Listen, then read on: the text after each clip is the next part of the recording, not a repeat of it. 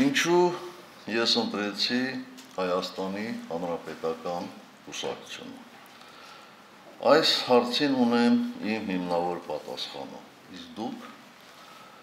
այստեղ նստած յուրաքանչյուրդ ձեզ համար ունեք արդյոք այդ հարցի պատասխանը։ Ես ուզում եմ այս պարզ, բայց իրականում չափազանց խորքային հարց-պատասխանով սկսենք մեր հոբելյանական նիստը, նվիրված Հայաստանի Հանրապետական կուսակցության հիմնադրման 35-ամյակին։ Սիրելի կուսակիցներ, մենք բոլորս մեր կյանքի ինչ-որ փուլում կայացրել ենք այդ կարևոր որոշումը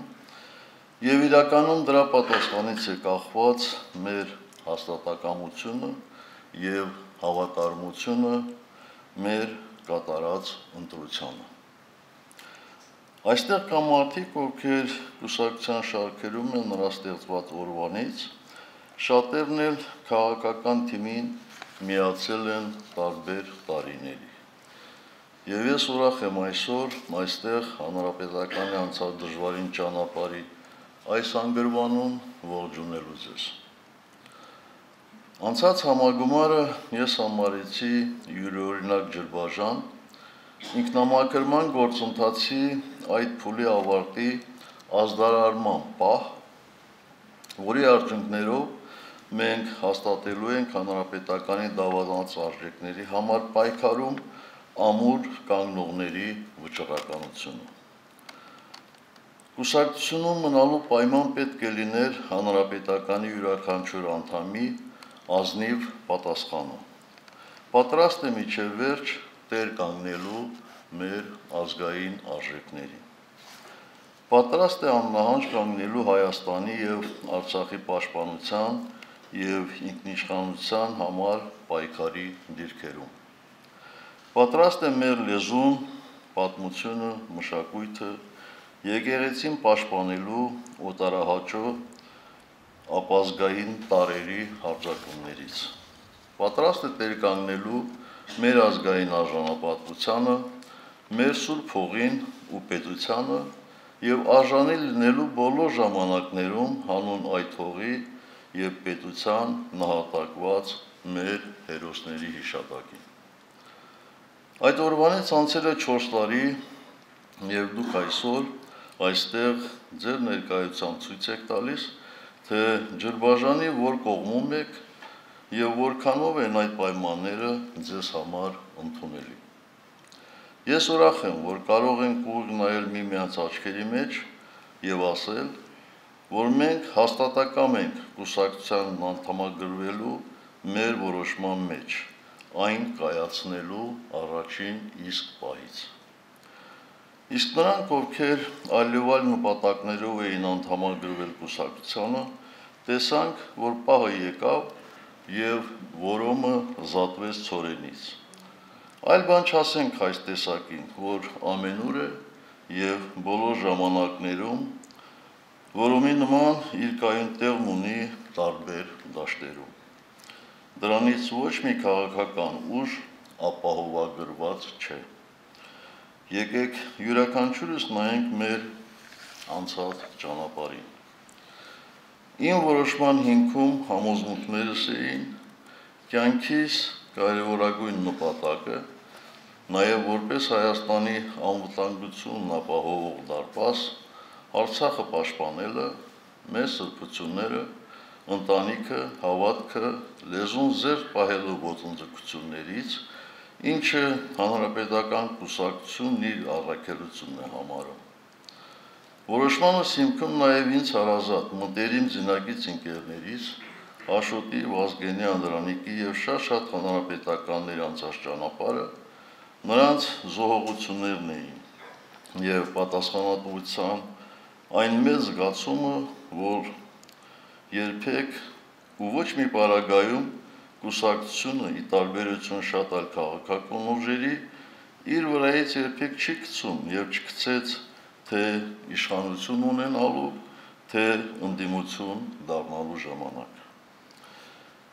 Եկեք հիշենք, թե ինչ պայմաններում, ինչ նպատակով եւ ինչ առաքելությամբ ստեղծվեց Հայաստանի Հանրապետական կուսակցությունը,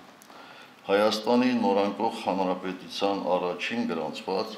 քաղաքական կազմակերպությունը։ Ազգային զարթոնքին նպաստած, բազում զրկանքներ կրած կուսակցության հատաղ կազմող մեր ընկերները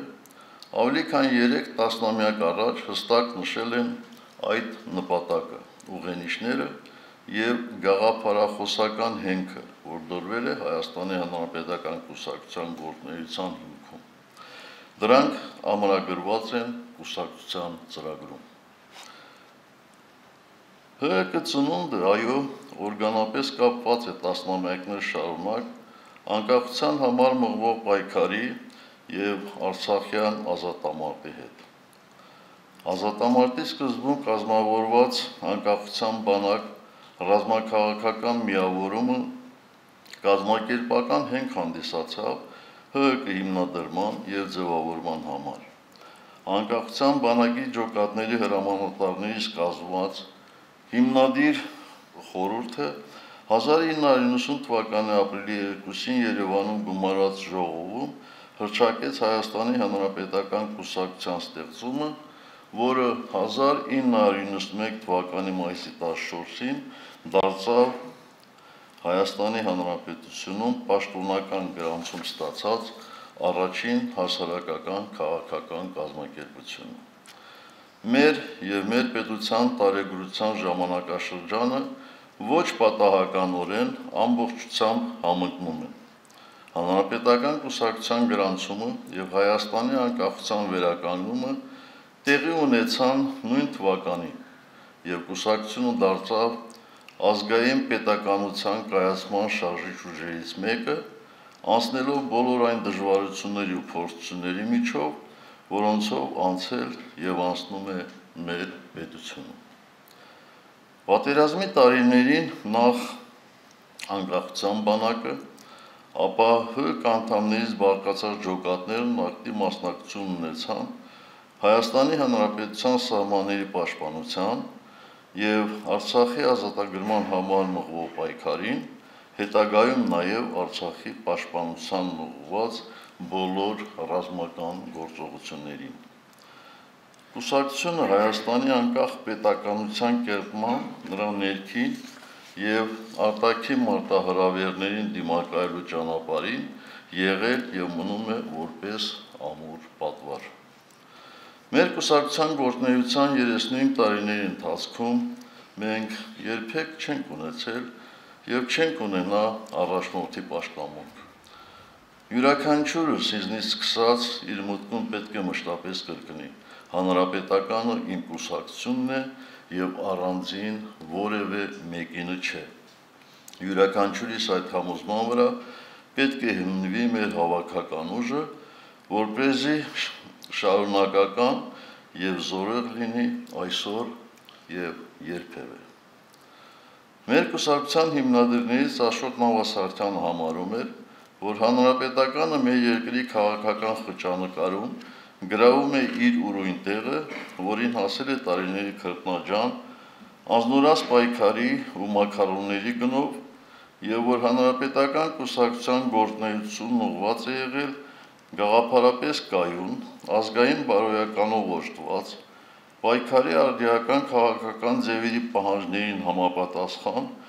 կուռ կազմակերպության կառուցմանը։ Հանրապետականի մեկ այլ առաջնորդի Վազգեն Սարգսյանի համոզմամբ հանրապետական կուսակցությունը իր թափ կեցվածքով միշտ եղել է պետության ձևավորման, կազմավորման կառույցներում եւ պետության կայացման առաջին օրվանից կանգնած է եղել բանակի կողքին։ Վազգենի հատկապես վերջի մտքին չեմ կարող չհավելել, որ որպես Հայաստանի Հանրապետության պաշտպանության նախկին նախարար, իմ պաշտոնավարման 2 ժամկետում էլ ինքս մշտապես զգացել եմ հանրապետական կուսակցության, նրա ղեկավարած կառավարությունների առանձնահատուկ հոգատար վերաբերմունքը, ուշադրությունը մեր բանակին։ Իմ մյուս ընկերը, ՀՀԿ նախագահ Անդրանիկ Մարգարյանը, Հայաստանի Հանրապետական կուսակցությունը համարում է մեր պետության հենարանը, որը մշտապես գործել է պետության մեջ ազգային արժեքների գերակայության սկզբունքի դիրքերից եւ շարունակելու է իր գործունեությունը միշտ առաջնորդվելով ազգի շահերով եւ պայքարելով Հայաստանի զարգացման համար։ Այդ օրի հերվից անգամ նրանց բնորոշումները ոչ միայն չեն կորցրել արդիականությունը, այլև ավելի են ամրապնդվել, նկատի առնելով հանրապետականի անցած ուղին։ Հանրապետական կուսակցության առաջնորդները բացարձակապես ճիշտ էին եւ իրենց ապրած կյանքով, իրենց օրինակով են ապացուցել հավատարմությունն այն արժեքներին, որոնց պաշտպանությունը հանրապետականի առաքելությունն է։ Հավերժ փառք նրանց։ Առաջարկում եմ 1 րոպե լռությամբ հարգել հանրապետական կուսակցությունը պատվով ու պատասխանատվությամբ առաջնորդած մեր ընկերների եւ հայրենիքի համար իրենց կյանքը զոհաբերած բոլոր հայրենիների հիշատակը։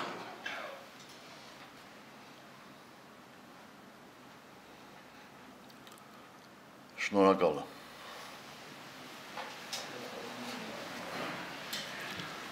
Ես հրապարակավ հայտարարել եմ եւ այժմ էլ նույնքան վստահ եմ։ ՀՀԿ-ն Հայաստանի քաղաքական դաշտում կարևոր դերակատարներից է եղել մեր երկրի համար բոլոր դժվարին տարիներում։ Եղել է երկրում կայունություն եւ զարգացում ապահովող առաջատար ուժերից մեկը, որը շարունակում է ամուր կանգնած մնալ ազգային արժեքների պահպանման եւ պաշտպանության դիրքերում։ Սա է, որ հանգիստ չի տալիս շատ-շատերին։ Մենք անցել ենք եւ իշխանություն ունենալու եւ ընդդիմություն լինելու փորձությունը, ի հեճուկս հանրապետականին Հայաստանի քաղաքական դաշտից վերացնելու սին պատրանքներ ունեցողների կուսակցության դեմ ամենակեղտոտ մեթոդներով գործողների եւ նրանց հովանավորների։ Եթե թերթելուն ենք կուսակցության գործունեության օրացույցը, ապա կտեսնենք, որ 1991 թվականից ի վեր Հայաստանի Հանրապետության եւ հայ ժողովրդի համար կարևորագույն բոլոր ժամանակահատվածներում հանրապետականը մշտապես եղել է առաջին գծում։ Եղել է պայքարող, պաշտպանող, եղել է պետականաշինության եւ բանակաշինության ակունքներում ամուր կանգնած ուժ եւ անտրտունջ, ինչպես Վազգենը կասեր, անմռունչ պատասխանատվության բարձր զգացումով կատարել է իր գործը։ Մենք ունեցել ենք հաղթանակած բանակցային սեղանի շուրջ ամուր դիրք ունեցող միջազգային կառույցներում մեր տեղն ու դերը գիտակցող գործընկեր պետությունների հետ արժանապատվորեն հարաբերություններ կառուցող պետություն։ Անշուշտ բազմաթիվ ձեռքբերումների կողքին անխուսափելիորեն օբյեկտիվ եւ սուբյեկտիվ պատճառներով կուսակցությունն ունեցել է նաեւ սխալներ ու թերացումներ, որոնց մենք ինքներս էլ անդրադարձել ենք, քննարկել ու քննադատել, բայց դրանք չեն եղել ճակատագրական մեր պետության եւ ժողովրդի համար։ Կուսակցության հերթական ու արտահերթ համագումարների հաշվետու զեկույցներում մեր գործունեությունն ամբողջությամբ արտացոլված է եւ կրկնելու կարիք չկա։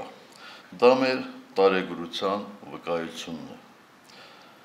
Ես ելույթը սկսեցի հարցով, որին ունեի իմ պատասխանները, եւ դուք դա լսեցիք։ Սակայն այսօր ժամանակն է ոչ միայն հարցնելու ինքներս մեզ, թե ինչու ենք ընտրել հանրապետական կուսակցություն անցյալում, այլ թե ինչի ենք պատրաստ Հայաստանի ներկայի եւ ապագայի համար։ Այս հարցի պատասխանը կորոշի, թե արդյոք մեր կուսակցության ստեղծման 40-րդ կամ 50-րդ տարեդարձը կնշվի ինքնիշխան հայկական պետությունում, թե մեր պետության հետ միասին պարզապես կհիշվի պատմության էջերում։ Հանրապետականի վերջին համագումարի իմ հաշվետու զեկույցում ես հանգամանորեն անդրադարձել եմ մեր պետության, ժողովրդի եւ կուսակցության հետ վերջին տարիներին տեղի ունեցած իրադարձություններին, գնահատականներ հնչեցրել եւ խոսել ապագայի, մեր բացթողումների եւ թերացումների մասին, հրապարակավ ներողություն խնդրել եւ հորդորել նույնն անել բոլոր նրանց, ովքեր պատասխանատվությունը մշտապես ուրիշների վրա բարթելու մոլուսկով չեն տառապում եւ ունեն այդքան խիզախություն։ Խոսել եմ նաեւ այն լրջագույն մարտահրավերների մասին, որոնց առջեւ կանգնած է Հայաստանը։ Այս ընթացքում մենք ցավոք անցանք եւս մի մեծ ողբերգության միջով։ Արցախահայությունը ենթարկվեց էթնիկ զտման, բռնի տեղահանվեց եւ Արցախն ամբողջությամբ հանձնվեց թշնամուն, իջիկ դարձնելով վերջին 3 տասնամյակում հայ ժողովրդի հսկայական ջանքերն ու զոհողությունները։ Այս ամենին իր պատճառներով եւ հետևանքներով հանդերձ մենք անդրադարձել ենք կուսակցության գործադիր մարմնի հայտարարություններում, նաև մեր հարցազրույցների ելույթների ժամանակ, ինչպես Հայաստանում, այնպես էլ արտերկրահարթակներում, հնչեցրել ենք հիմնավոր գնահատականներ եւ ներկայացրել առաջարկություններ։ Ընդգծել ենք, որ ճգնաժամային իրավիճակները պահանջում են դրանց հաղթահարման համապատասխան լուծումներ եւ բնականաբար նման իրավիճակում պատկերացնել, որ հայ ժողովրդի համար գոյաբանական նշանակության խնդիրներում երկխոսությունը պետք է իրականացվի լեգիտիմությունը կորցրած իշխանության հետ,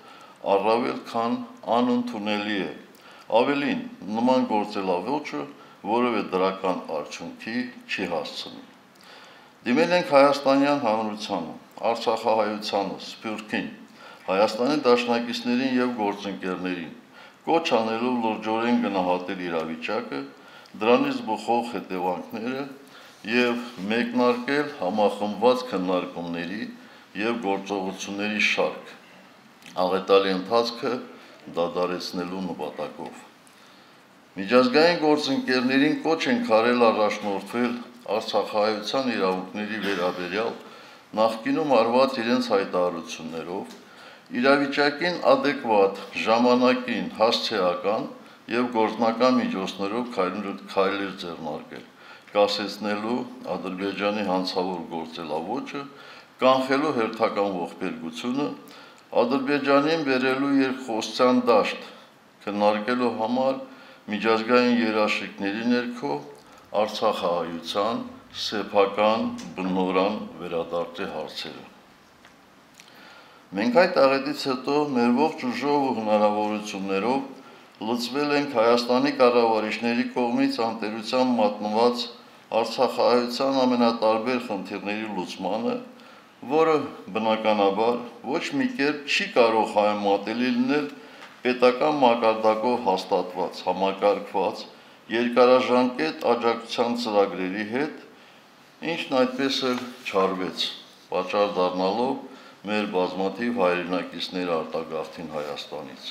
Իսկ նրանք, ովքեր մնացել են երկրում, Հայաստանի կառավարիչների անտարբերության եւ անգործության պայմաններում ամեն օր բախվում են բազմաթիվ խնդիրների, սոցիալական ծանր վիճակից սկսած մինչև իրավունքների պաշտպանություն։ Այսօր մեզ անխնա քննադատում,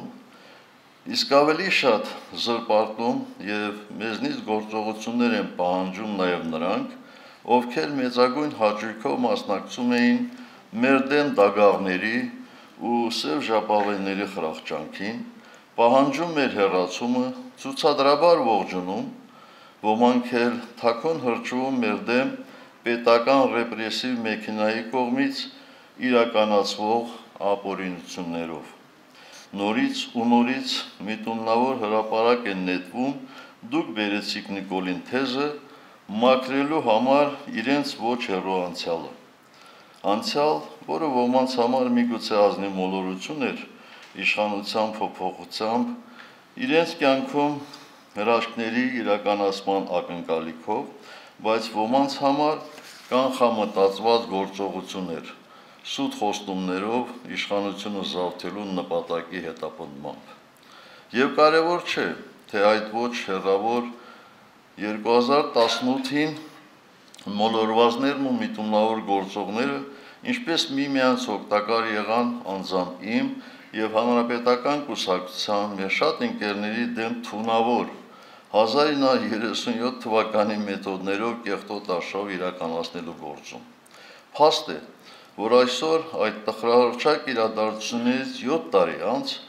փողոցում ամեն երկրորդ անցորդը անիծում ու հայհոյում է այս կապիտուլյանտ իշխանություններին, ամեն երրորդը ինքն իրեն սրանց անվերապահորեն հավատալու միամտության կամ մոլորության համար։ Թողեք թող աշխատեն թեզը միայն հիմա չափազանց ուշացումով երկրի համար կործանարար համարողները այժմ էլ որդեգրել են մեզնից մեզ պաշտպանեիք թեզը, ասելով մենք պահանջում ենք իշխանությունից հեռանալ, դուք էլ չլսեիք մեզ, թեկուզ մեզ հրապարակում կոտորելի գնով մնայիք իշխանության։ Նրանք նման բան ասողները առնվազն ազնիվ չեն, եւ ես, եւ նրանք, եւ իհարկե դուք այստեղ գտնվողներդ շատ լավ գիտեք, թե այդ օրերին իշխանության կողմից անգամ մեկ մարդու կյանքից զրկելն ինչ անհնազանդության ալիք ու քաոս կառաջացներ երկրով մեկ, որքան կմեծանար արտաքին վտանգի ռիսկերը, ինչպիսի դատապարտման տեքստեր կարտասանեին այսօր մեզ մեղադրողները, իսկ գրանտակեր մարդու իրավունքների բազում պաշտպաններն իրենց տերերի ցուցումով ինչ ջանասիրությամբ կլծվեին գործի։ Մինչդեռ 2018-ից հետո նրանք սորոսական եւ նույն աննպատակ այլ կառույցները կուրացել ու խլացել են, ասես գետնի տակ անցել, քանի որ ցուցում չունեն գործելու։ Ինչու չունեն, դա արդեն մեկ այլ եւ ցավալուն թեմա է։ Մեզ մեղադրողների միայն կասեմ հետեւյալը. սեփական սխալն ընդունելը, առավել եւս ուղղելը անշուշտ մեծ համարձակություն է պահանջում։ Շատ լավ հասկանում եք, որ 7 տարի առաջ հրաժարականի պարտադրանքի ոգևորության մասնակցելը կամ տոտալ անտարբերությունը ձեզ հանցակից է դառնում այն ամենին, ինչ տեղի ունեցավ դրանից հետո։ Ընդունել սեփական հանցակցությունը, ունենալ այդքան ազնվություն խոստովանելու, որ ամեն մեկիդ մասնակցությունը հրապարակում թույլ է տվել իշխանազավթին օգտագործել ձեզ իր հեռահար նպատակի համար, չափազանց դժվար է։ Ինչ խոսք։ Այ ուրիշներին մեղադրել ամենահեշտն է։ Ուրեմն ինչու չգնալ հեշտ ճանապարհով։ Մեր կուսակցության վերջին համագումարին այս թեմայով անգամ ձևակերպում տվեցի, որ ես ձեզ չեմ ստիպել գնալ եւ նախրի միջից պատչել ամենաբարձր գոռացողի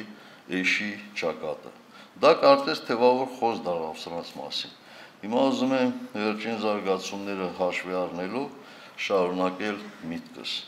Ձեր համբուրած էշին մեր դռանը մի կապեք։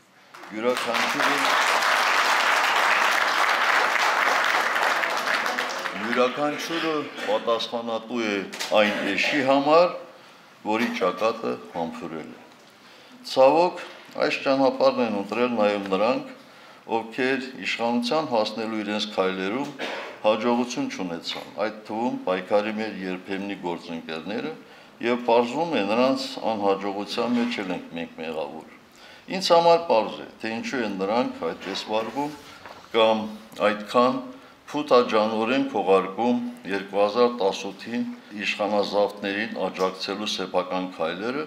իսկ միգուցե գալիք ընտրություններից առաջ պարզապես փորձում են ընդդիմադիր ձայներ փախցնել։ Երբ Հայաստանի պետականակործան կառավարիչների դեմ պայքարում մենք, մեզ մերժողների հետ կողք կողքի կանգնում էինք հրապարակում, ենթարկվում բռնաճնշումների, փողոցում պայքարում բիրտ ուժի դեմ, ունեինք այն բարձր գիտակցումը, որ այս իրավիճակում հիշացարությունը, քինախնդրությունը չպետք է ավելի կարևոր լինել, քան խորտակման վտանգի ենթակա մեր ընդհանուր նավը միասին անփորձանք ափ հասցնելը։ Եվ այս գիտակցումը երբեք չի լքել մեզ։ Մինչդեռ նշած շրջանակներից ոմանք նույնիսկ այսքանից հետո շարունակում են սերժ մերժել, քար նետել հանրապետականի վրա։ Համաձայնեք, որ ստեղծված իրավիճակում դա այլևս ոչ թե քաղաքական դիրքորոշում է, այլ հոգեբանական ախտ, ինչպես Արմեն Աշոտյանը կասեր, պաթոլոգիա։ Ոմանք 2018-ի իշխանազատման մասին մի քանի տարի առաջ ասածս են քննարկում, թե ես չեմ պարտվել սրանց, այլ պարտվել եմ շատ ավելի մեծ ուժերի։ Ուզում եմ հասկանալ եւ իբրև թե ոչ մի կերպ չեն հասկանում, այդ ինչ ուժերի են պարտվել։ Ցավով պետք է նշեմ, որ այն ամենից հետո, ինչ բոլորիս աչքի առաջ կատարվում է մեր երկրում եւ այն արհավիրքը, որ տեղի ունեցավ Արցախի հետ, այդպես էլ չբացեց նրանց աչքերն ու միտքը, որպեսզի վերջապես գիտակցեն, որ այդ պայքարում պարտվեցինք ոչ միայն ես եւ մեր քաղաքական թիմը, այլ վերջնարկությունքում պարտվեցինք ազգովի։ Պարտվեցինք մեր տարածաշրջանում իրենց հաշվարկներն ու ծրագրերն ունեցող եւ ամեն կերպ դրանց իրագործմանը ձգտող ուժերին, նրանց, ում ձեռնտու չէր այն կարմիր գիծը, որ մենք գծել էինք մեր ազգային շահի տեսանկյունից, նրանց, ում պատկերացումները Հայաստանի եւ Արցախի մասին չեն համապատասխանում մեր պատկերացումներին։ Նրանք Հայաստանում գտան կարմիր գծեր չունեցող, իշխանության ու փողի համար ամեն ինչի պատրաստ ազգուրած տականքների, ովքեր պոպուլիզմում մթագնեցին շատերի ուղեղները եւ հիմա ոչ մի բանի առաջ կանգ չեն առնում, մինչև չիրականացնեն իրենց տերերի բոլոր պահանջները։ Որքան էլ աներկբա է, որ մենք միայն երկիրը չենք, որտեղ ներսի տականքը տերերի պահանջով մեծ աղետ է բերում սեփական պետության ու ժողովրդի գլխին, այնուամենայնիվ դա մեղթարություն չէ, առավել եւս փրկություն հնարավոր հերթական աղետից, եթե աղետաբեր տականքը չհեռացվի իշխանությունից։ Էլ ինչ պետք է չհասկացողներին հասկանալու համար, թե ինչ է տեղի ունեցել եւ ինչի համար, թե ինչ է կատարվում հիմա եւ ինչ նպատակ ուներ այդ ամենը եւ թե այդ ինչ ուժեր են, ովքեր են այս ամենի շահառուները, ինչպես է նրանք այսօր եւս խաղում իշխանատենչության մոլուցքով տարված ներսի տարբեր ուժերի հետ, ինչ շահեր են հետապնդում մեր երկրում եւ նաեւ ամբողջ տարածաշրջանում։ Ուզում եմ 2018-ի իշխանափոխության գործընթացում այս եւ այն կողմից բոլոր ներգրավվածներին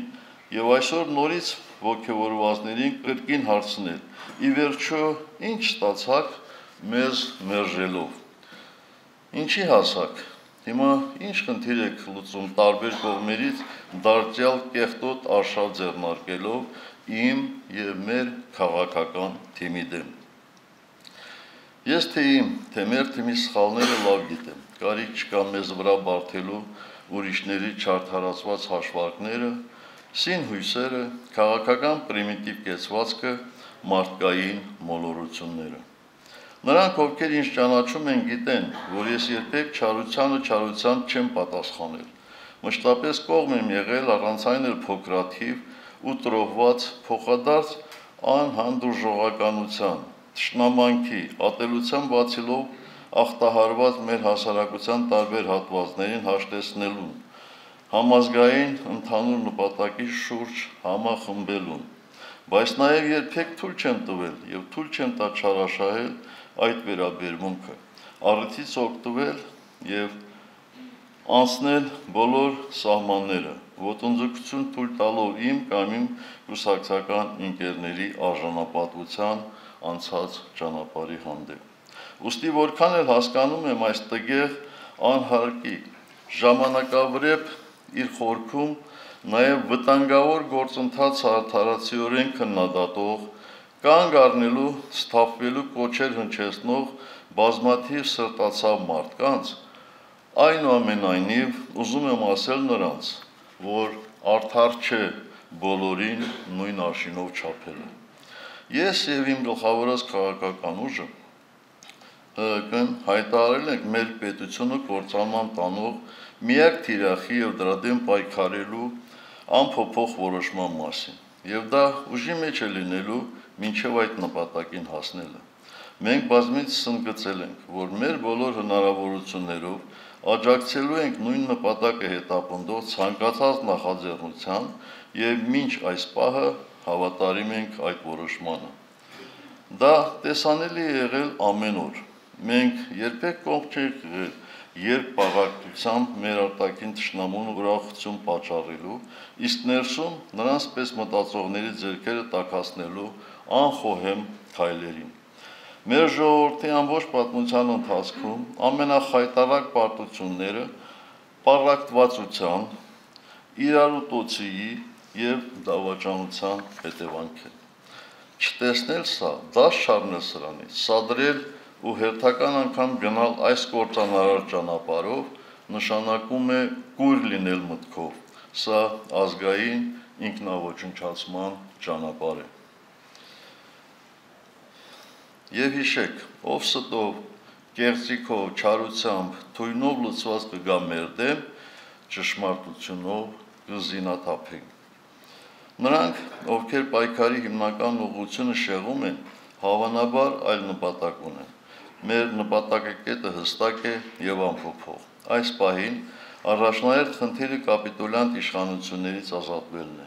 Եթե մեզ հետ կողք կողքի երբեմնի պայքարողների նպատակն այսօր այլևս նույնը չէ, մեր ճանապարհները չեն կարող մեկտեղվել։ Ես շնորհակալ եմ իմ կուսակցական ընկերներին, համախոհներին, աջակիցներին, այս օրերին տարատեսակ զրպարտանքների ու ոչ հեռու անցյալի իրողությունների խեղաթյուրման դեմն առնելու իրենց ջանքերի համար։ Նրանց խնդրում եմ իրենց ժամանակն ու էներգիան առավելապես ուղղել մեր հիմնական գործին ամբողջ ուժով լծվելու ուղղությամբ։ Իսկ կոռեկտության բոլոր սահմաններն անցած ճշմարտության դեմ մեղադրողների դեմ պայքարը դիտարկել որպես կուսակցական գործչի պատվախնդրություն եւ ամենօրյա սովորական աշխատանք, քանզի զանազան պատճառներով անազնի մեթոդներով պայքարողներ միշտ էլ եղել են եւ լինելու են։ Թե որն է մեր երկրի համար այս ծանր ժամանակաշրջանում ազգային շահերի պաշտպանության դիրքերում ամուր կանգնած անառողջ հավակնություններով չտառապող հանրապետական կուսակցության դեմ սկիզբ առած անմաքուր արշավը դժվար չէ կռահել։ Մենք հայերս չպետք է նմանվենք այն ազգերին, որոնք իրենց մեղքով իջան պատմության գերեզման։ Բոլոր բաժանարար, նույնն է թե կործանարար գծերը ջնջելու ժամանակն է։ Ընդամենը մեկ գիծ կա, որ բաժանում է չարը բարոց, սերը ատելությունից, սուտը ճշմարտությունից եւ այդ գծի հանդեպ յուրաքանչյուրի դիրքավորվելու ժամանակն է։ Հերվից հորդորներ հնչեցնելու կեղծ բարեպաշտության պահը չէ։ Եկեք քրիստոնեական բարեպաշտությամբ ազգովի միասին ու աներկբա ասենք, հրաժարվում ենք այս ռեժիմից եւ նրա ամբողջ խաբեությունից, նրա պատրանքներից, նրա խորհուրդներից, նրա ընթացքից, նրա չար կամքից, նրա չար սպասավորներից, ասել է թե չարի իշխանությունից, հրաժարվելով հրաժարվում ենք։ Այո, սա այլ բան չէ, քան չարի իշխանություն,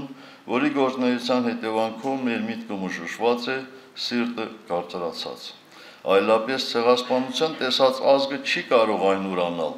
չի կարող անտարբեր լինել իր համար կյանք տված զինվորի ընտանիքի դեմ գործվող անիրավությունների հանդեպ, բայց որ ամենասարսափելին է,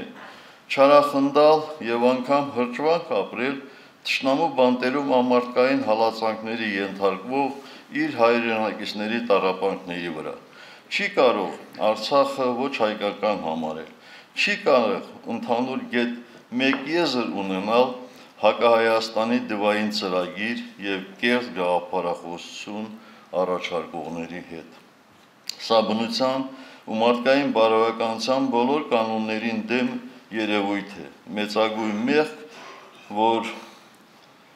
պետք է ապաշխարությամբ, զղջումով եւ ազգային վերազարթոնքի ճանապարհին կանգնելով մաքրվի։ Այսքանով կուզենայի փակել այս թեման։ Առայժմ անցյալում թողնելու համար կատարված իրողությունները, որ այսօր շեղում են մեզ ներկայի անելիքներից։ անցյալը հանգամանորեն դրվագ արդրվագ վերլուծելու, անցյալի հետ համարձակորեն աղերեսվելու առիթ բոլորը կունենան, երբ չեժոքացրած լինենք մեզ սպասվող գոյաբանական վտանգները։ Այսօր մեր կուսակցության համար այս նշանակալի հոբելյանի օրը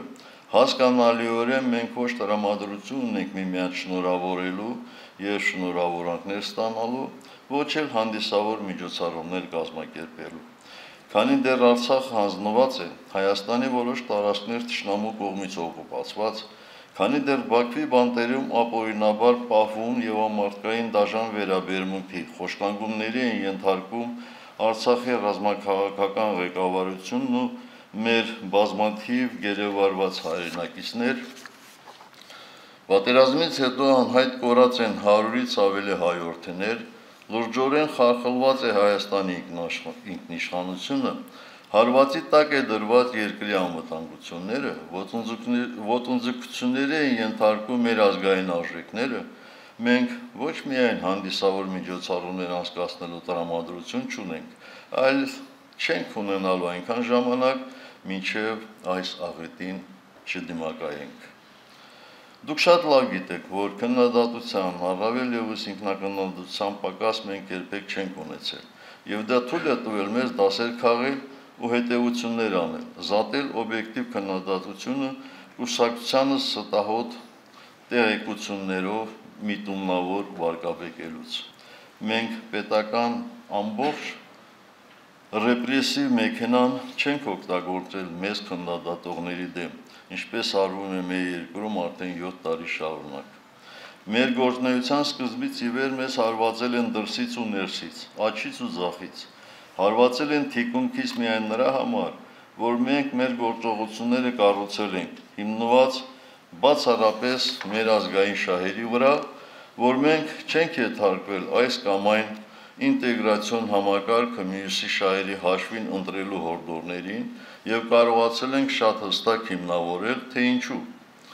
Մեզ հարվածել են մեր իրավունքներն ու ազգային արժանապատվությունը պաշտպանելու, մեր պետությանը եւ ժողովրդին պատուհասելիք վտանգները գիտակցելու եւ արկածախնդրության չգնալու համար։ Հնարել են մեկ գիշերում որոշում կայացնելու հեքիաթը եւ այնքան են պատմել, որ սկսել են իրենք էլ հավատալ իրենց հնարածին, միտումնավոր չտեսնելու տալով աշխարհաքաղաքական եւ տարածաշրջանային խնդիրների ֆոնին բանակցային կողմերի հետ մեր տևական եւ ցաներ, բայց միևնույն ժամանակ արգասաբեր աշխատանքը։ Դրա արդյունքը այո, ԵԱՏՄ-ին անդամակցության նպատակով մեր հետևողական բանակցությունների հաջող ավարտն էր եւ Եվրամիության հետ զուգահեռ տարվող աշխատանքի ավարտին համապարփակ եւ ընդլայնված գործընկերության համաձայնագրի ստորագրումը։ Այն ներառում էր մեր համագործակցության ամբողջական օրակարգը եւ շահերը։ 2018 թվականի սկզբին Մյունխենյան անվտանգության գագաթնաժողովում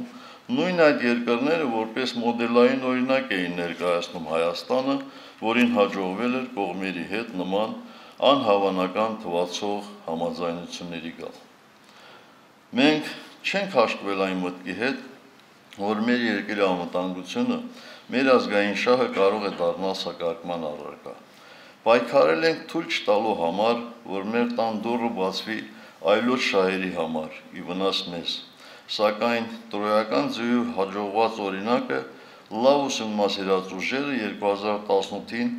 դա կիրառեցին նաև Հայաստանում, օգտագործելով 5-րդ շարասյունը եւ ստերից թունավորված մոլորյալ ժողովրդին։ Այսօր Հայաստանի Հանրապետության հետ տեղի ունեցող ողբերգությունը ասածիս վկայությունն է։ Հայաստանի քաղաքական դերակատարների զգալի մասը, այդ թվում ոչ իշխանական թևում, ակտիվ լծվել են տարաբնույթ արտաքին օրակարգեր սպասարկելու գործին։ Ոմանք ասում են, որ Հայաստանը պետք է անդամակցի BRICS-ին, ուրիշները, որ մենք պետք է անդամակցենք Եվրամիությանը։ Ես կարծում եմ, որ մինչ նման հարցերի քննարկումը եւ որոշում մենք ավելի կարևոր խնդիր ունենք լուծելու։ Հայաստանի Հանրապետական կուսակցությունը, որ ծնվել է Հայաստանի անկախության համար պայքարից, կայացել եւ զարգացել է Հայաստանի անկախության ամրապնդմանը զուգահեռ իր հիմնադրման պահից ի վեր ինքնիշխան եւ ազատ պետության ջատագով է։ Հայաստանը նորից հայամետ ու հայաստանակենտրոն հուն վերադառնելուց հետո միայն հավատացեք մնացած խնդիրները շատ ավելի բնական կերպով կհանգուցալուծվեն, որպես գերակայություն ունենալով բացառապես հայ ժողովրդի ազգային շահերը։ Շատերը հարցնում են, ինչ պետք է արվի իշխանափոխությունից հետո։ Կարևորագույն այս հարցի վերաբերյալ ինչ պատկերացումներ ունի հանրապետական կուսակցությունը։ Մենք որպես իրատեսական մոտեցումներով առաջնորդվող քաղաքական ուժ մեզ թույլ չենք տա սուտ ու փուչ խոստումներով խաբել մարդկանց, ինչպես անում են Հայաստանի կապիտուլյան կառավարիչները տևական ժամանակ։ Կարծում ենք, իշխանափոխությունից հետո առնվազն 3 առաջնահերթ խնդիր պետք է լուծել։ Առաջինը երկրի ներսում համերաշխության մթնոլորտի ստեղծումն է, որպես ազգային անվտանգության տեսանկյունից կարևորագույն խնդիր։ Իհարկե, սա ոչ մի կերպ չի նշանակում անպատիժ թողնել ավանտյուրիստներին, չի նշանակում անպատիժ թողնել ներկայիս կապիտուլյանտների ռեժիմի աններելի հանցագործությունները, շատ դեպքերում հանցավոր անգործությունը եւ խոսքը մեր երկրի եւ ժողովրդի պաշտպանությանն ու անվտանգությանն է վերաբերում։ Ավելին, սա նշանակում է խստագույն պատժի ենթարկել Հայաստանի Հանրապետության սահմանադրության եւ օրենքների հետ խնդիր ունեցող ցանկացած մեկին։ Իթևս այս խնդրի լուծմանը միտված բազմաթիվ քայլերի, որոնք մենք շատ լավ պատկերացնում ենք,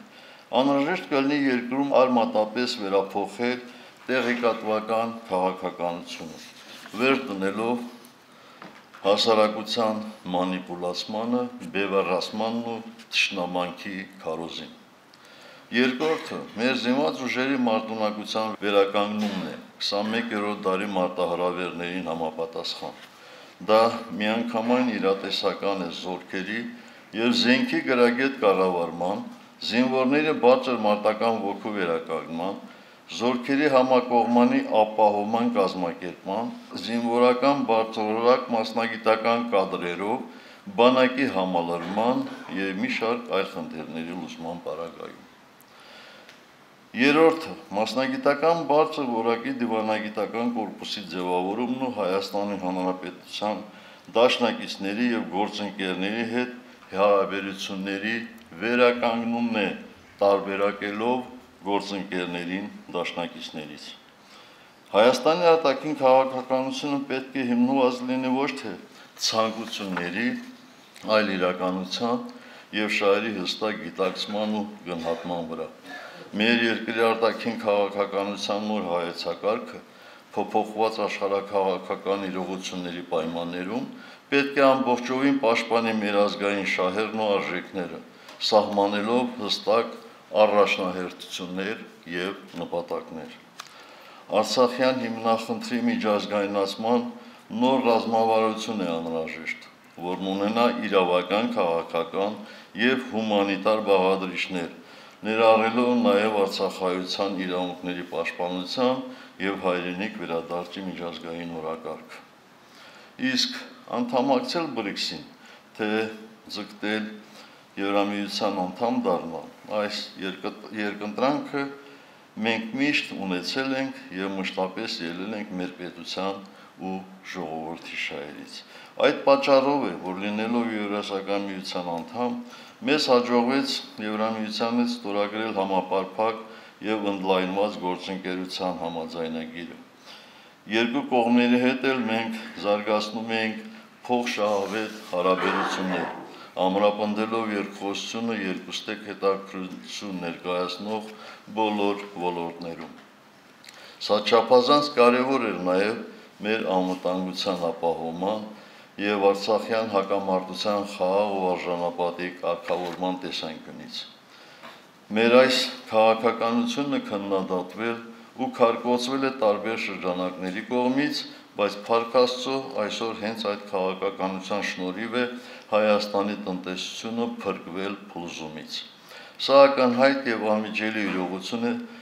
մասնագիտական բոլոր շրջանակների և բազմաթիվ տնտեսվարող սուբյեկտների համար, որոնք այդ քաղաքականության արդյունքներն ուղղակիորեն զգում են իրենց գործունեության ողջ ընթացքում։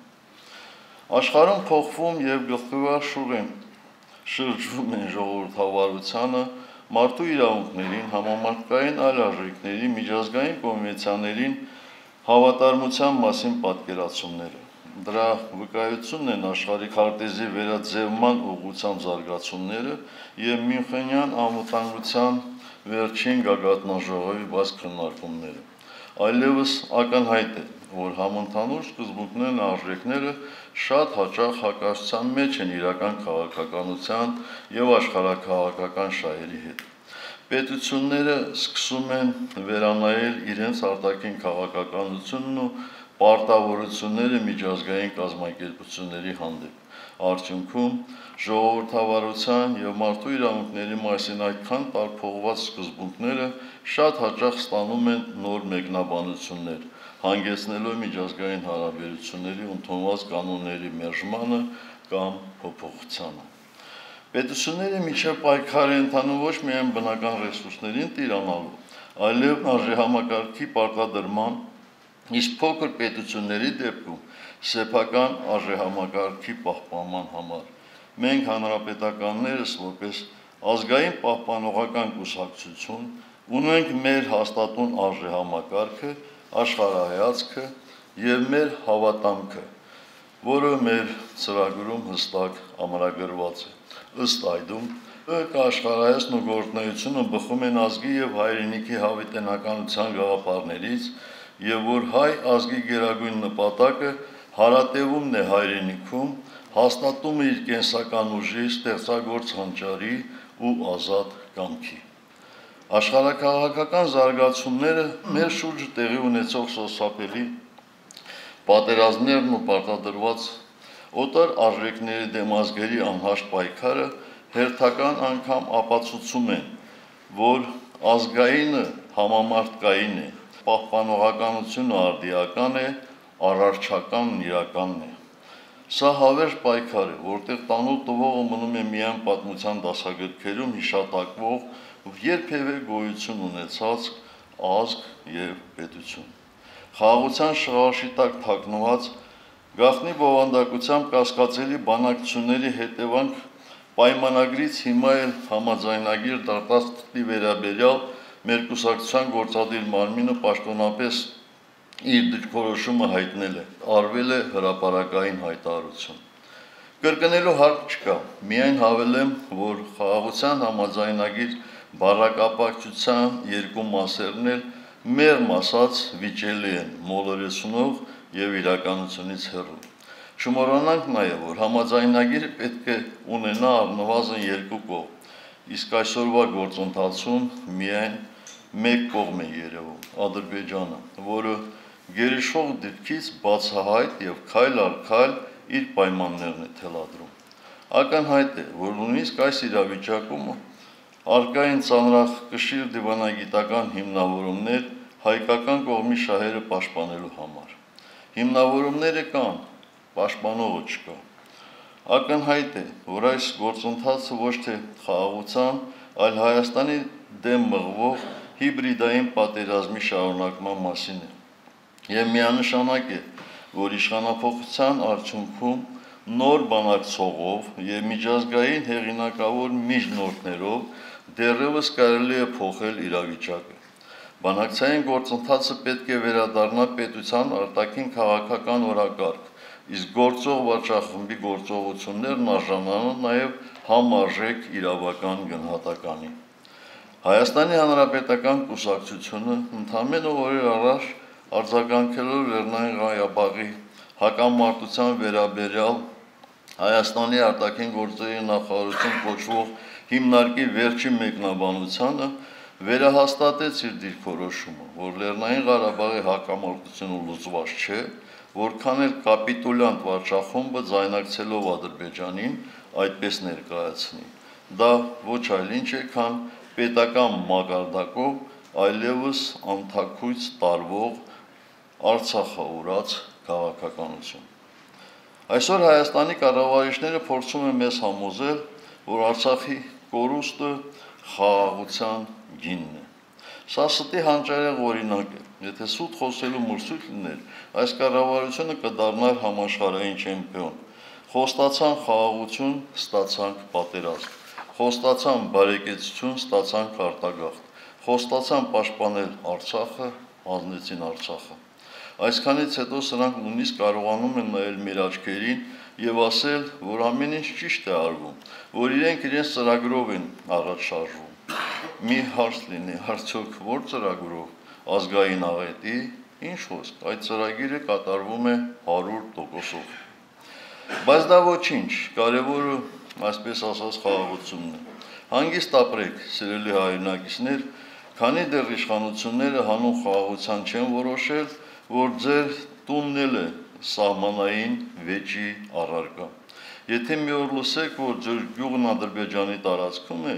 մի անհանգստացեք, դա պարզապես այս խաղաղար իշխանության հերթական հաջողությունն է։ Պատերազմով մարդկանց վախեցնելով, մեր երկիրն իրեն համարող թշնամու հետ առևտուր անելու, ճանապարհներ բացելու, բարեկեցությունը բարձրացնելու սուտ խոստումներով արդարացնում են հերթական դավաճանությունը։ Ես չեմ հավատում, որ այս պայմաններում տնտեսական կապը եւ առևտուրը խաղաղ համակեցության երաշխիքներ են։ Այդպես կարող են մտածել միայն մարդկության պատմությանը եւ ներկա համաշխարհային վիճակին անծանոթ մարդիկ։ Օրինակ, Միացյալ Թագավորությունում դուրս եկավ Եվրամիությունից, անտեսելով տնտեսական շահերը եւ հնարավոր կորուստները։ Նույն Միացյալ Թագավորությունում Շոտլանդիայի անկախության մղումներն ուժեղ են, չնայած Լոնդոնի հետ տնտեսական կապերին։ Բելգիայի ներսում Ֆլանդրիան ունի անջատողական ուժեղ միտումներ, թեպետ փաստացի Եվրամիության սրբում է։